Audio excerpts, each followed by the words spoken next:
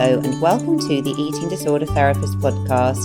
This is a podcast to help you find peace with food and overcome disordered eating.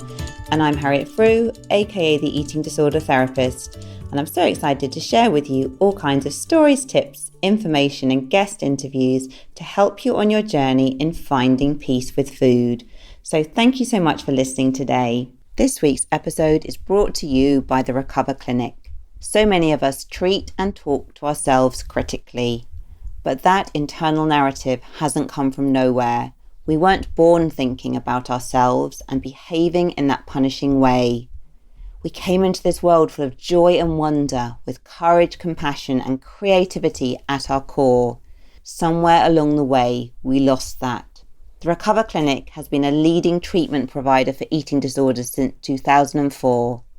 Because they know that unresolved trauma is the root cause of that unwell voice, and that eating disorders are our response to that trauma. Developed as a means of coping with the shame and pain we feel within when our experiences haven't been validated, and we haven't been taught how to deal with them in any other way. Their unique approach looks beyond the presenting symptoms and helps clients to strive for more than just managing their eating disorder. It guides them towards a freer future, provides a safe space to be seen and heard, uncovers who they really are, and encourages them to embrace that individual in all areas of their life. Their 12-week recovery program explores how past wounds could be impacting your relationship with food and self today, and supports you to develop a transformational self-caring toolkit featuring clinical and nutritional masterclasses, live Q&As and guest workshops, all designed to empower you to finally say goodbye to your eating disorder and hello to who you are always meant to be. Visit therecoverclinic.co.uk/ED program. That's the recoverclinic.co.uk/ED program to learn more today. And the link is in the show notes. So today I'm speaking to Amber Romaniak, who is a returning guest to the Eating Disorder Therapist podcast.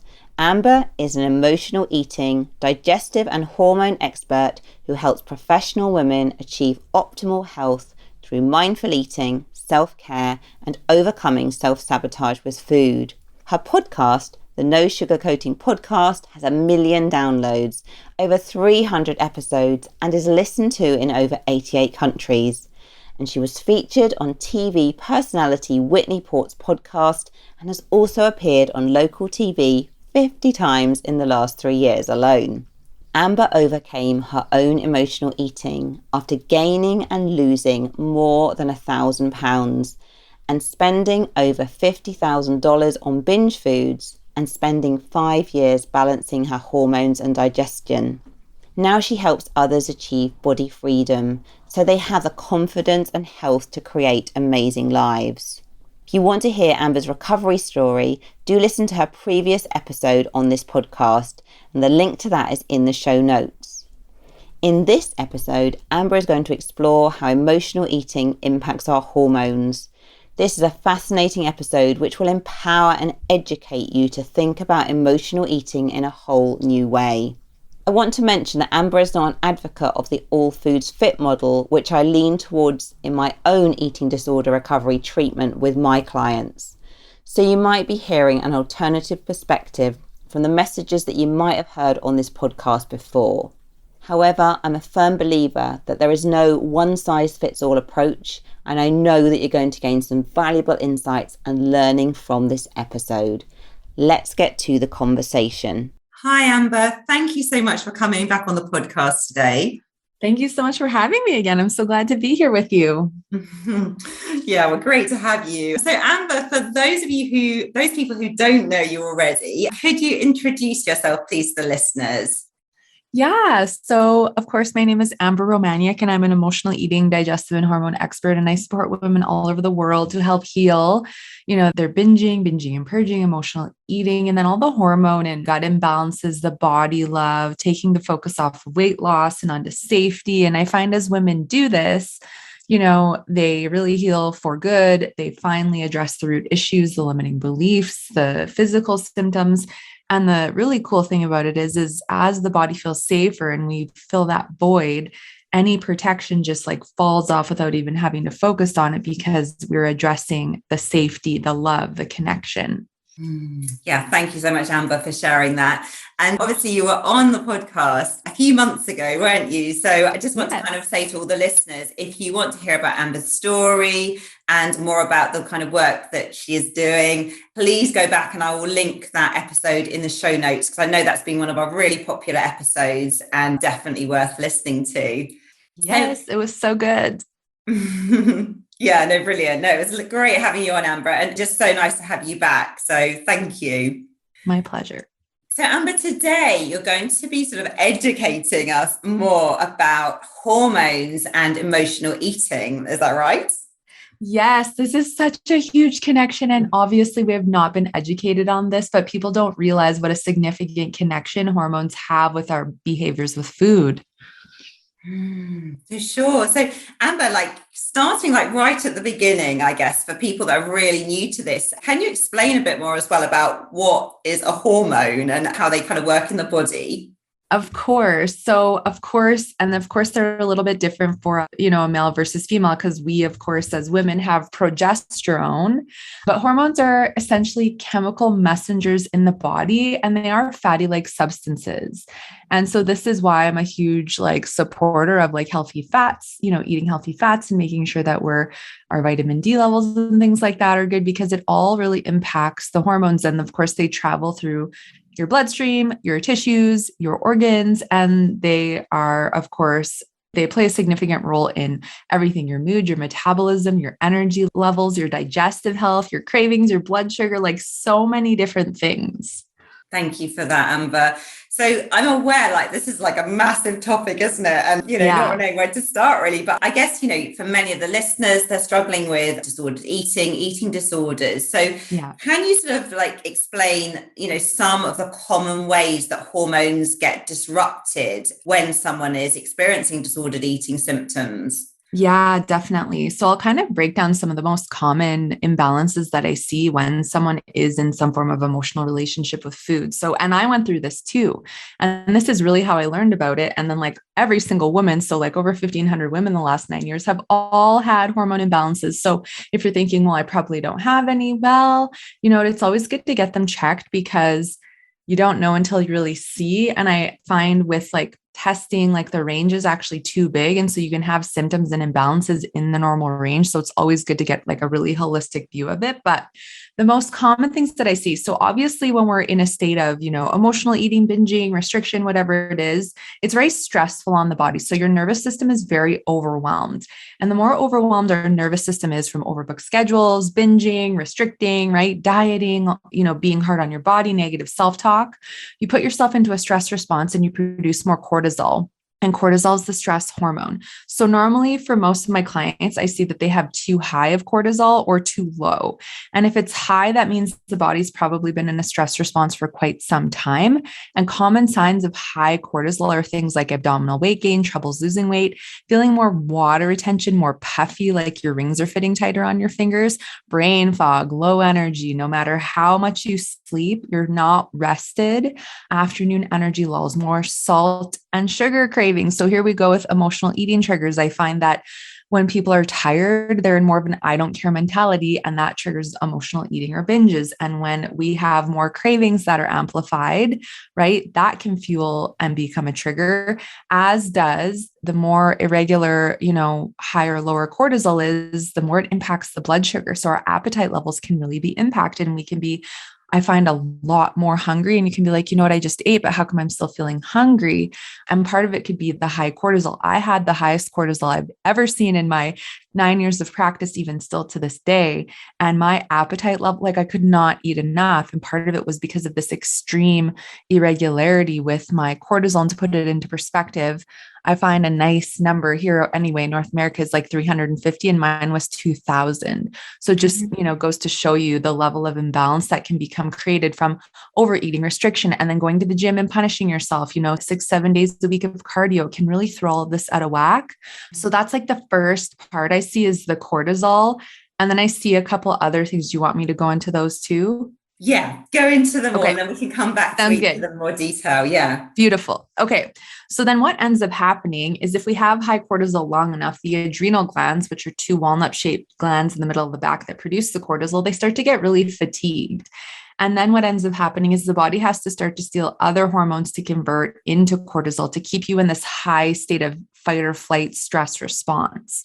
So then what I start to see happening for a lot of women is their body will actually pull thyroid hormones, and really the stress response really impacts the pituitary gland, which produces our thyroid stimulating hormone, which is one of our thyroid hormones that keeps us functioning, right? Our metabolism, and our metabolism is a huge part of our thyroid.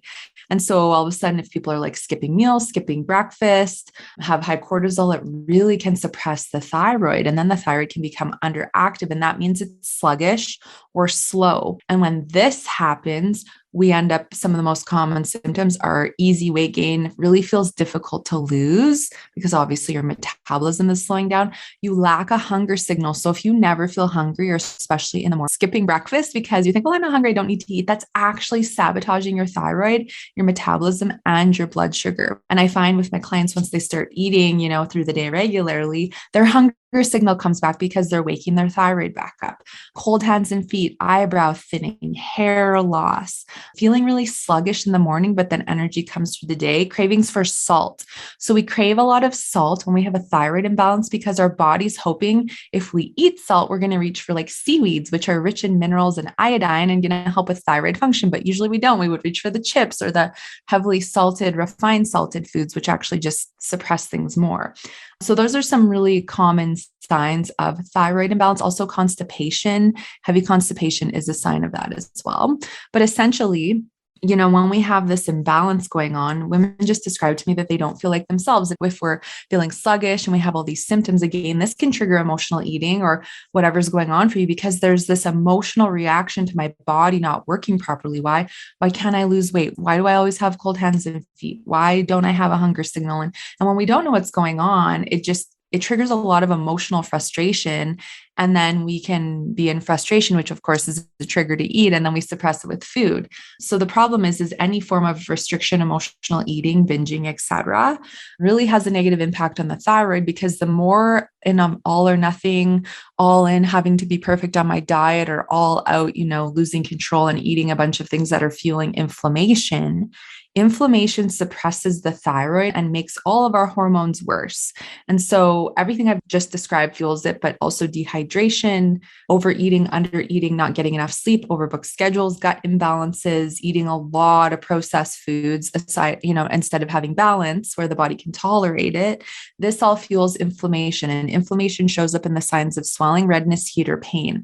So if you're retaining a lot of water, I always say like the body can retain anywhere from 5 to 20 pounds of water. And so people are like, oh, how come I was up 5, now I'm down 5? And it's like, it's probably just water retention based on a lot of different factors. If you find you have a autoimmune and certain things, make it worse, or you have chronic pain, eczema, skin breakouts, these are all signs of inflammation. And so inflammation suppresses the thyroid. And it's so important for us to not only work on balancing the thyroid, but to look at the inflammatory picture in the body because it is impacting all these other things that I've been talking about. And then the last piece that I find, and I could go like there's other snippets, but the last big piece for women is that I find it really impacts our sex hormones, so progesterone and estrogen. So after the cortisol has been stealing all these other hormones, it can steal your progesterone to convert into cortisol. And so I find a lot of my clients either have horrible menopause symptoms or they have horrible PMS, they have irregular cycles. So a good sign your progesterone is low is if you have a less than 25-day cycle, your bleed is only 3 to 4 days max, and or you're having months where you're not even getting your period, and or you're having struggles getting pregnant or with fertility. These are all signs of low progesterone in order to produce a beautiful 28-day to 36-day cycle, which is a healthy, normal kind of window, and having a 5 to 7 day healthy bleed. We do need adequate progesterone levels. Also, if progesterone is low, again, we can feel really puffy, retain more water. Our mood can be really impacted. We can have more brain fog.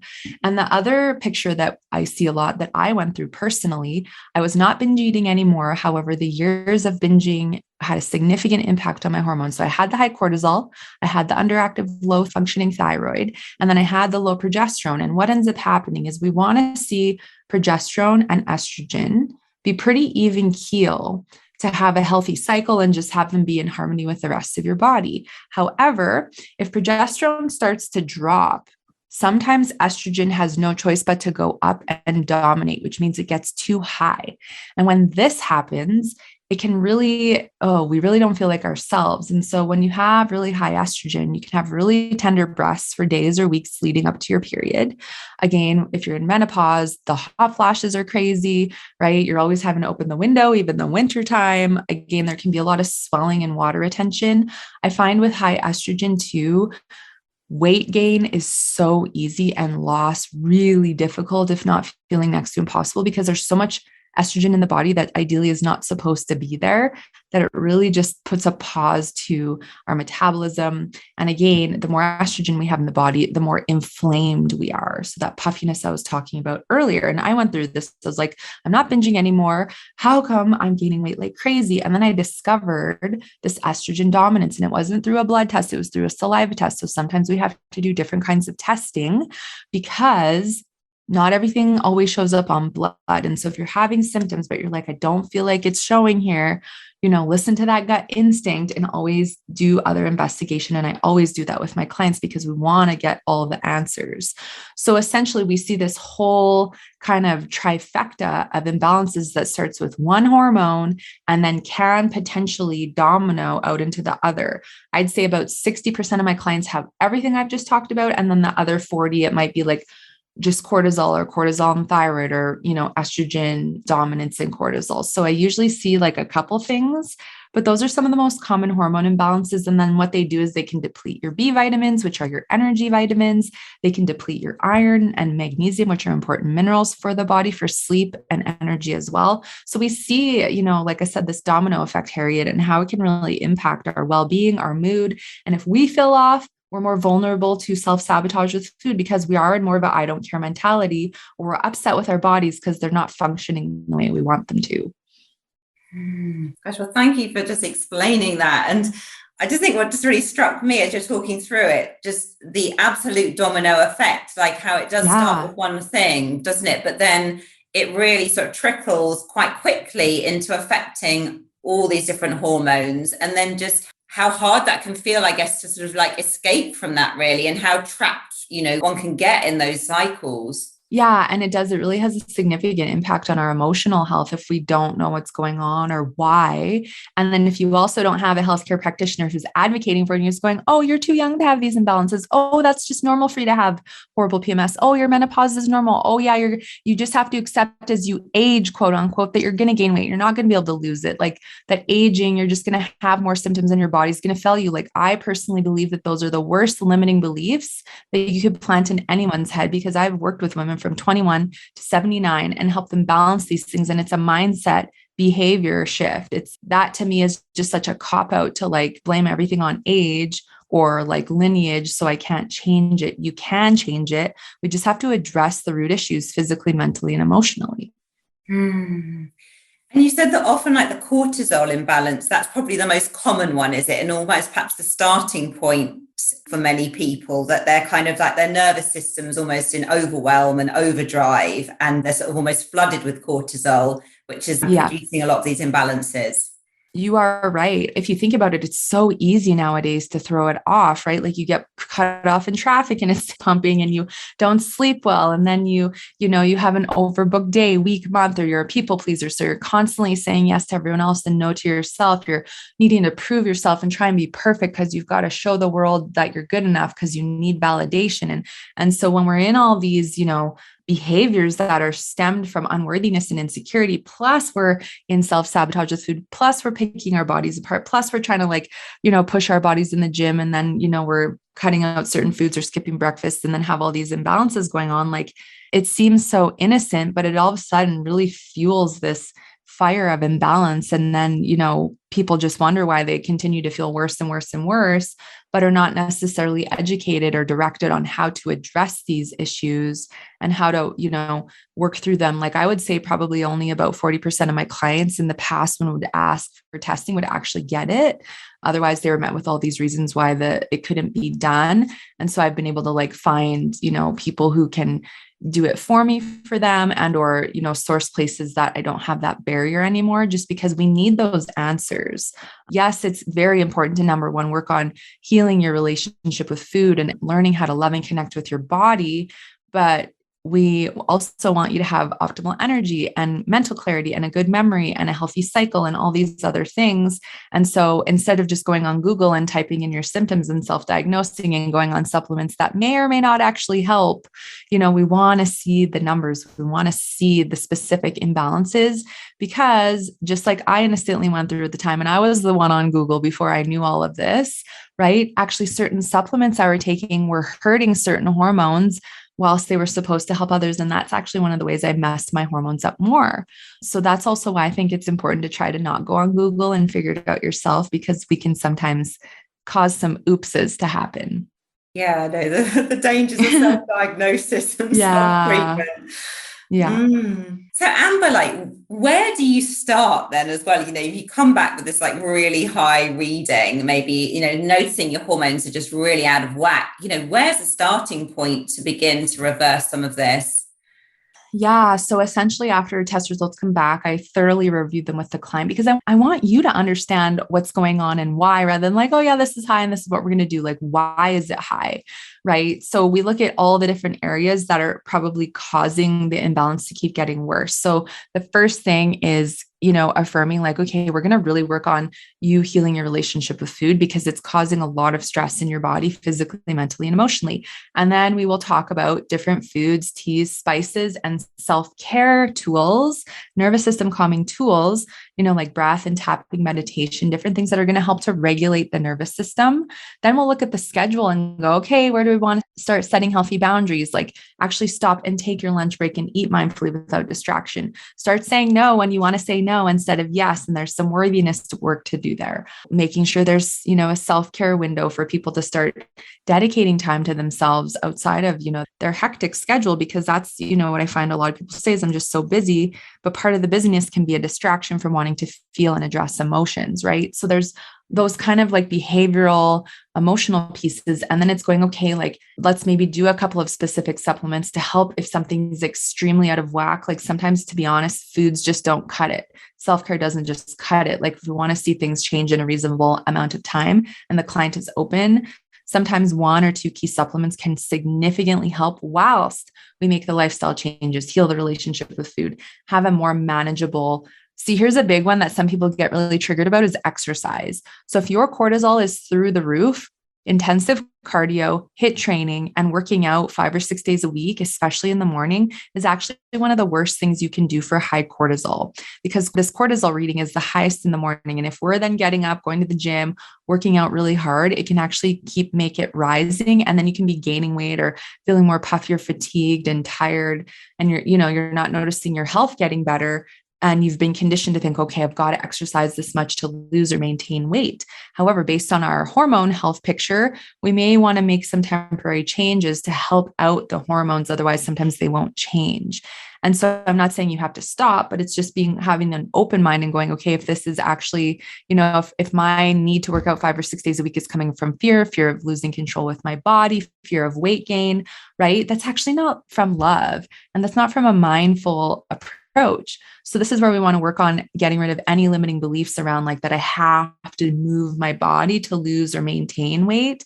And that actually sometimes resting is more of an act of self-love. And then I can get out for a walk, or I can stretch, or I can, shorten the length of my movement to just help. And then once things balance out, I can, if I want to, I can go a little bit more intensive again and see how my body responds. And I know, like I said, some people can be triggered by that. However, I've had these discussions with clients and said, hey, if you can keep going and see what happens, and then it gets worse and then they're upset. And I said, okay, well, now are you willing to slow it down now that you have more of an affirmation that that's one of the things that was making it worse? And then they do. And then some clients are like, okay, I'll slow down right away, because they really want to make the change. But again, when we have limiting beliefs, sometimes it can take time to really buy into it. Sure. And what strikes me with this as well, it's quite a sort of chicken and egg process, isn't it? Because I'm almost thinking, I think sadly in our Western culture, we tend to live in a very strivey, fight, flight, Oh yeah. overstimulated nervous system place anyway, don't we? You know, it's almost like very Yes. celebrated in our culture. And then often then people will be using disordered eating behaviors as a way of kind of coping with that stress, which then Mm, puts another layer of stress on. You know, it's almost like a maladaptive, isn't it? Self-soothing yeah. strategy. Yeah. And it just strikes me just kind of how hard it is to untangle some of this. But just Yeah. hearing what you're saying there about a lot of these behavioral interventions, like, you know, having healthy boundaries, doing self-care, doing breathing, resting more, you know, one's putting one's nervous system isn't on you sort of back into that sort of self-soothing place where you're going to hopefully be producing more sort of oxytocin and feeling Yeah. more calm, more content, more kind of stable in your physiology.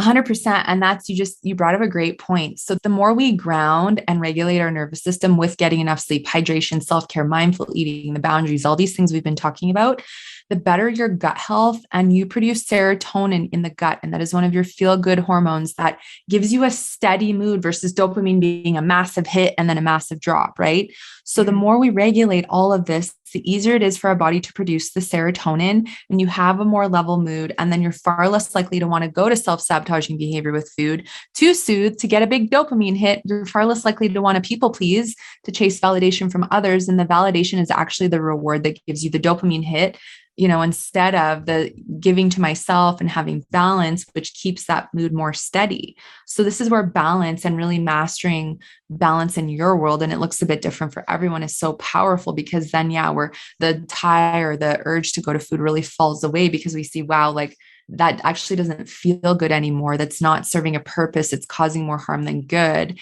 And of course, the switch flips at a different time for everybody. And we have to just be very patient and compassionate and forgiving with ourselves if this is where we're at. Because I know for a lot of women that I talk to and my clients, when they start thinking about making themselves a priority, the guilt comes in so intensively. And the guilt can feel so uncomfortable for them to feel and work through and let go of, that it will sometimes shut them down from wanting to make themselves a priority, because they're like, it's too uncomfortable to feel the guilt. But I'm like, well, you've got to be willing to work through it and let go of it so that you can, heal these things ideally. Because one of the reasons that we need to do this is because we want you to let go of guilt, that you are worthy of prioritizing yourself just as much as your family, your work, your career, whatever it is. Because if you continue to have the guilt, well, guess what? If you're not, working through it in your self-care routine, you're going to then end up going back to food and suppressing it there anyway. I think that's such a great point, actually, because I think you're absolutely right that dealing with the guilt for many people is almost just so painful, isn't it? That it almost prevents them Yes. being able to take the steps they need to take to do the self-care. Yes, it definitely is a big shutdown. And that's that ego, that negative voice in the mind that's like, you're not worthy for this. Like, you should be taking care of your family. Like, you should be working. Like, you have emails to get to. You're behind. Like, you don't have time to stop. And when we let that voice lead us, we stay in these behaviors. And that voice is a huge cause of our hormone issues and our sabotage with food, because, like you said, in Western culture, the hustle, go, go, go, oh, I'm so busy and overbooked mentality has been praised, and unfortunately is a huge reason why Western culture is so, not well in a lot of senses, right? So we must deal with that ego negative voice that's been so programmed, and just slowly pick away at shifting it and going, it's safe to take care of myself. It's safe to make myself a priority. Even if I'm just starting with 5 minutes, it's not about extreme changes, because if you try to go extreme, you will be met with more resistance, right? And that's where more of the guilt can come up. But if you just go slowly, I find it's easier to make changes that are like more realistic and more, long lasting than if you try to make a bunch of big changes at once. Yeah, no, it's definitely going for the underwhelming baby steps, isn't it? That's Yeah. sustainable. Yeah. Yeah, rather than jumping, trying to do too much too quickly. Well, yeah. And it's uncomfortable, right? Like, if you think of it, if you're in this comfort zone of like, my comfort zone is being overbooked, is not making myself a priority, is suppressing my emotions with food, TV, mindless scrolling on social media, right? Is focusing on weight and weighing in and being in the gym and restricting. Like if these are your comfort zones, and then you consider looking, to some middle ground, and you think of making a ton of changes at once, like we want to just shut down and not do anything, versus if it's like, okay, I'm going to start with becoming more aware of what's triggering me to emotionally eat, or I'm going to start to like dedicate a bit more time for myself or go to bed a bit earlier. And then we start to build on these small habits. We build a strong foundation, and we also start to build confidence in ourselves that we can actually change it. Versus if you're going on an extreme diet, if you're like, okay, I've got to work out 6 days a week and burn this many calories, I've got to completely think this way now or behave this way now or completely set all the boundaries this week, it can cause more stress, and we don't need that. So be gentle, especially if you're in a perfectionist, all or nothing mentality. You're going to want to go all in on this. Try not to though, because it may not get you where you want to go. Yeah, no, so very true. And I just think, everyone listening, just really take this message on board, because of that guilt is so damaging, isn't it? And I think if we can start to dilute that a little bit, or listen to it less and take those baby steps of self-care, just, it's so empowering and so much potential for change and just improving our well-being. Yeah. And what I always remind people is this is your well-being. This is your body. This is the body that's taking you through life. And at the end of the day, if you're not well, it's a lot more of a struggle or difficult to show up to assist in the areas of life, aside from you. And so obviously you want to feel good in your body. You want to have the stable mood. You want to be free of your physical symptoms. You want to heal the relationship with food, etc. Because when you feel good and connected and worthy, the way you show up in the world is completely different. And that has a positive, significant impact on the collective. Yeah, and it's very true. So Amber, could you say a little bit more as well? You were saying about kind of almost this kind of dopamine hits and then drops, and how we can get a bit kind of almost like maybe a bit addicted or kind of pulled into that, perhaps particularly if our hormones are unregulated, like our stable kind of physiology isn't great. So then we start to rely on the kind of dopamine hit to sort of pick us up. And could you say a little bit more about that?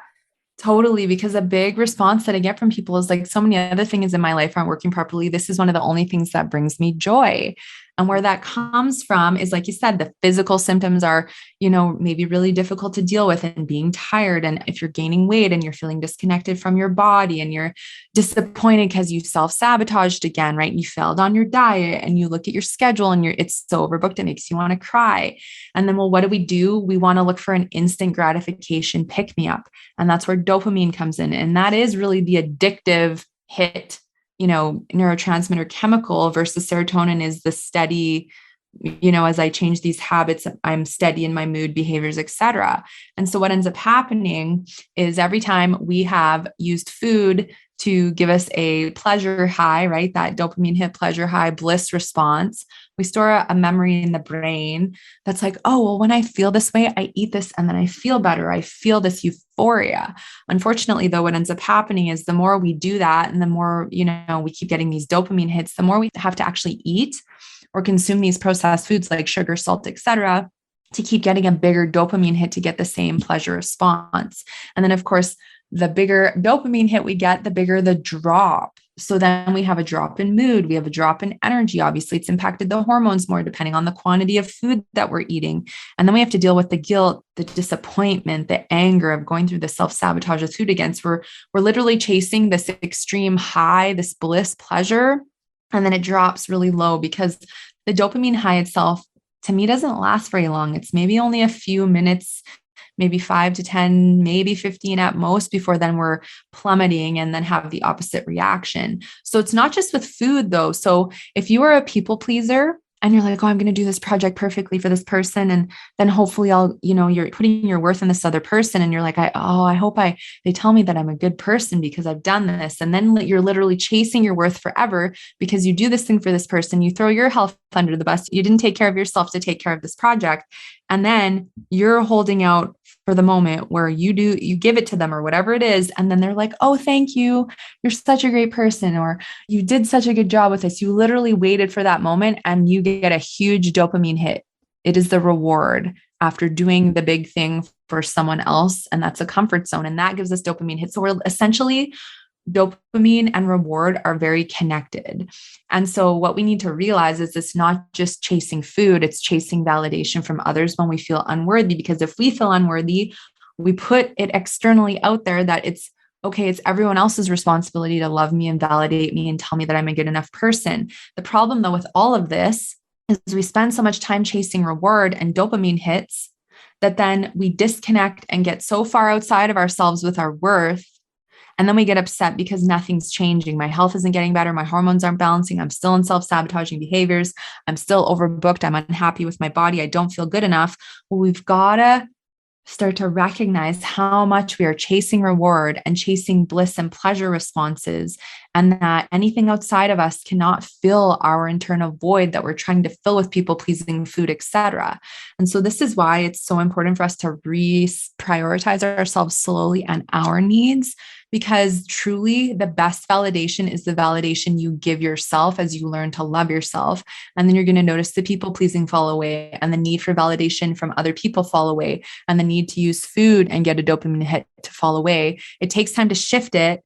However, it's fully possible. And then guess what? The less stress your body experiences, like I was saying earlier, the more of the serotonin, the steady mood boosting hormone you produce. And that is the ultimate where we want to be, because the more steady that is, the more grounded, content, happy, and, gratitude you have for your body and your life. And then you're not chasing the reward kind of addictive dopamine highs anymore.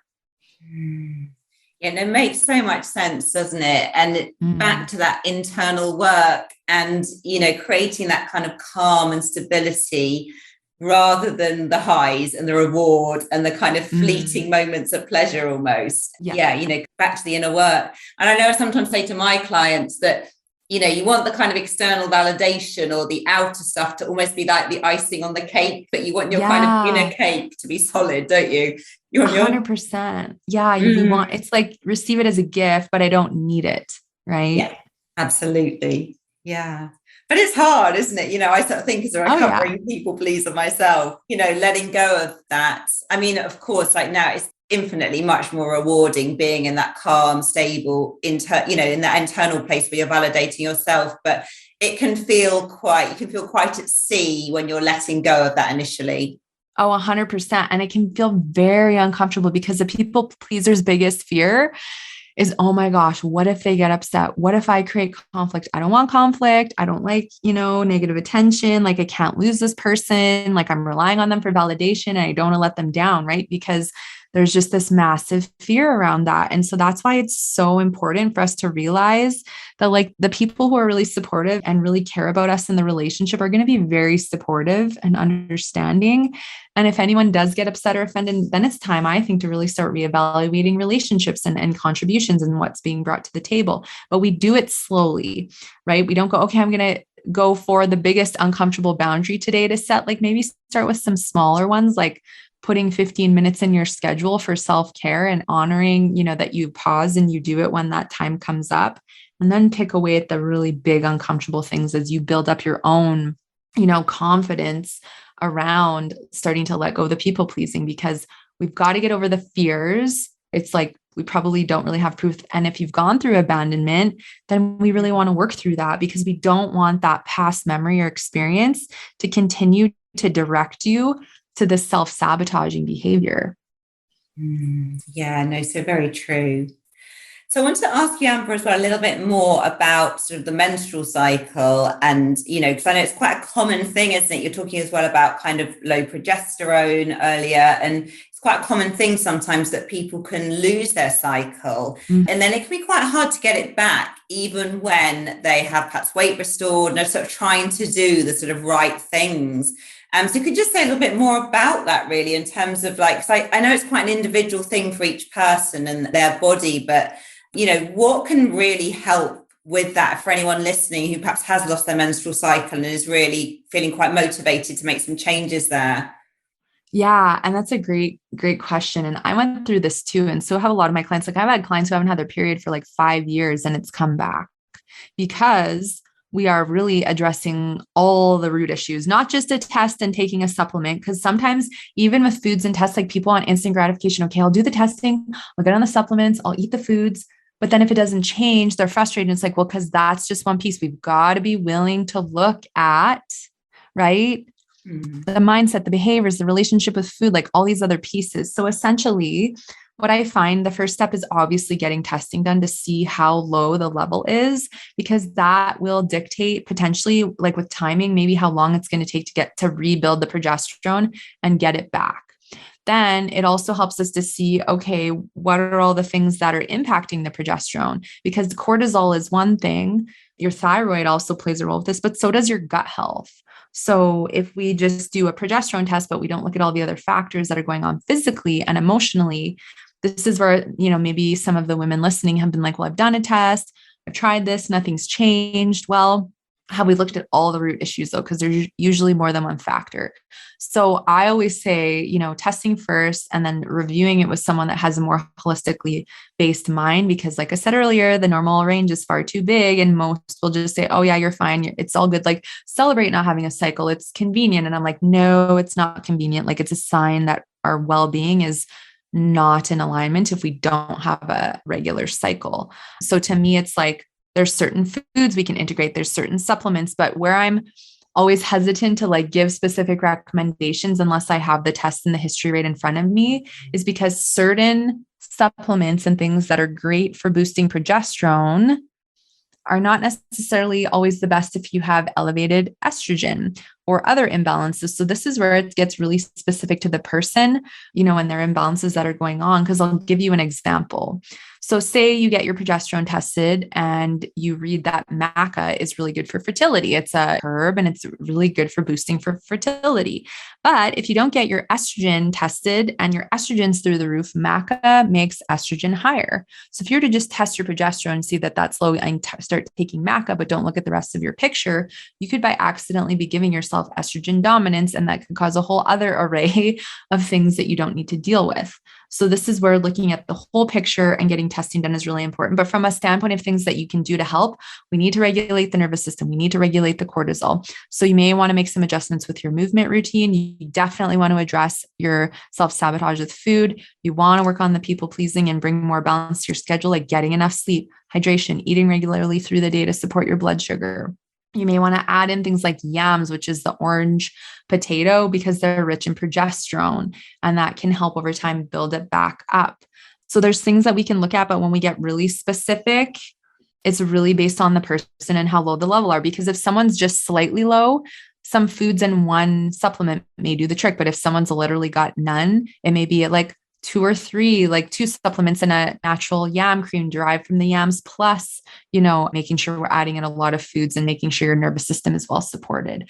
And again, as things regulate back out, then you don't need the, progesterone boosting supplement and or to be so focused on it, because I find like, just like with me and my clients, these things do regulate and then we don't have to give them as much energy, but then it's nice to just check in on it once a year and make sure that it's staying in the same place. And obviously being aware of your cycle. Like I said earlier, 28 to 36 days is beautiful. And then 5 to 7 days of bleed. If your bleed is really short or your whole cycle is really short, well, then we want to be looking at what may be depleting these levels. Yeah, and I think what really comes across there as well is just how important it is to, work with the individual and for people not to sort of self-diagnose or be perhaps taking random supplements without looking at the bigger picture maybe and having some advice on it. So important, and ideally not do that, because I know now, and it's great that there's all these people out there, right, influencers and things. However, one of the issues I have with that is just because a person has a big following or they've read a book and have a blog doesn't necessarily mean that the supplements they're taking or what they're doing is going to work for you. So the individual approach with any of this kind of stuff, I always encourage, because you don't want to accidentally hurt this stuff and make it worse and then be more upset. You know what I mean? Yeah, absolutely. So, and one other thing I'm quite interested in as well is I guess, it sounds like perhaps when you're seeing a client and they're having lots of these imbalances, So you've already mentioned maybe there might be advice to take some supplements, but also as well, is there a bit of a sort of dietary overhaul in terms of looking at the foods they're eating and, addressing that the sort of nutritional side of things?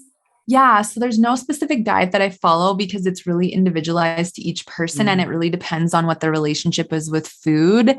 However, I try to add more things in that maybe they weren't eating as regularly. So, for example, say with cortisol, like we want to bring in more minerals, more sea salts, more electrolytes. We want to make sure that, with all hormones, that people are eating enough healthy fats through the day because hormones are fatty like substances. And if we're not eating fat because we fear fat causes weight gain, which it doesn't, not good fats, that can actually deplete our hormone production. So it's really specific. So say another thing is like, okay, if your cortisol is really high, like there's certain nervous system calming teas versus if it's low, there's other things that we may want to add in to just slightly boost it up a little bit more. So it's really looking at, depending on the imbalance, there's a few individualized foods, teas, spices that can be added in to help boost it up. And then other ones that would be used to lower if something is a little bit more elevated. So it's really, like I said, the food and supplement approach, I'd say is maybe like 20%. It is really dealing with the people pleasing, the lack of boundaries, the overbooked schedules, the guilt around not making yourself a priority, the ego negative self-talk, the self-sabotage with food, the body image negative self-talk. Like this to me is the biggest part because it's literally causing stress normally like all day, every day, because this person is thinking about food and they're telling themselves that they can't eat this. And then they do. And then they get upset with themselves. And then they get on the scale and they get upset with themselves. And then they're upset because they're overbooked. And that is causing pretty much a 24/7 fight or flight response. So that's why it's always about lifestyle change, mindset, and habit change while we, add in these beautiful foods and things into you're eating and add in, a vitamin or two that's going to really help you to see change with this. Because the most beautiful things that happens is when people start to make these changes and they go, holy crap, my energy is so much better. My cravings are down. My PMS is going away. I'm like, my period just came and that was it. Like, I'm so used to having to hunker down for a few days and not being able to do much, right? Like when this change starts to happen, digestion improves, constipation goes away, bloating goes away. It is a liberating moment for these women because they're realizing how connected everything is. And, that when they make these changes, like they have the power to heal, that it's not outside of themselves. It's just that they haven't been educated and directed in the right way. So that's the beauty of it too, is when we start to feel better, you want to continue. You're so committed and motivated. And when you understand what's going on in your body, like that's really the key. You become more in tune and aware. And the more in tune and aware you are, the more you're like, oh, I notice when I don't sleep well, like I feel like this, and that fuels the all or nothing mentality more with food. And I notice if I'm dehydrated, I crave more sugar. And then if you can like prevent those things from happening as much as you can and see the change, you stick with it. Yeah, and it's so powerful. And just hearing you talk, it just makes me think this is the stuff we need to be teaching in school, isn't it? Yes, how to regulate your nervous system and how to really self-care, how to have these boundaries, how to do the breathing, how to ground yourself, how to regulate yourself, and less being taught about how to strive and be perfect and push yourself and drive yourself. We could change society, couldn't we, if this stuff was really grounded early on in life? 100%. And that's what I think we need to focus on as individuals, is healing ourselves. Because if we all commit bit by bit to healing ourselves, the influence and impact it has on society is so significant. Yeah, absolutely. With you 100%. So Amber, where can people find you if they want to know more about this amazing work you do? And do you have anything coming up you wanted to mention on the podcast? Yeah. So people can find me at amberapproved.ca. I have a free emotional eating quiz there. And I also have a opportunity that if someone wants to connect and talk about all these things in your world that you're struggling with, I offer a 30-minute body freedom call for $50 USD, and we can talk about what's going on and, discuss if working together could be a good fit. I also have my podcast. It's the No Sugar Coating podcast, and it's available as well at amberapproved.ca and on all podcast apps. And I'm on Instagram, and it's my name, Amber Romaniuk, ROMANIUK. Of course, you can, cruise around the website. There's all kinds of things there. I have a membership and I have all kinds of master classes, and you can read more about me, but feel free to reach out if you have any questions or want to have a conversation, because this stuff is complex and you deserve to really understand it on a deep level. Brilliant. Well, thank you so much, Amber. And I shall make sure that all those links are in the show notes.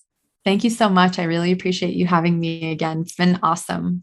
Yeah, well, thank you, so much for coming back again. I think there's just been such a wealth of information for the listeners, and just really appreciate your time and for sharing. So thanks very much. My pleasure. So I hope you enjoyed this conversation. Do go and check out all of Amber's details in the show notes. So if you're not following me already, do seek me out on Instagram at the Eating Disorder Therapist _. So for those of you that don't realise, my old account was sadly hacked, and I've set up this new account. So yeah, please follow me on my new account at the Eating Disorder Therapist _. And if you enjoy this podcast, I'd be so grateful if you'd follow, rate and review, as it really does help it reach so many more listeners. Thank you so much for listening today, and I look forward to sharing another podcast episode with you very soon.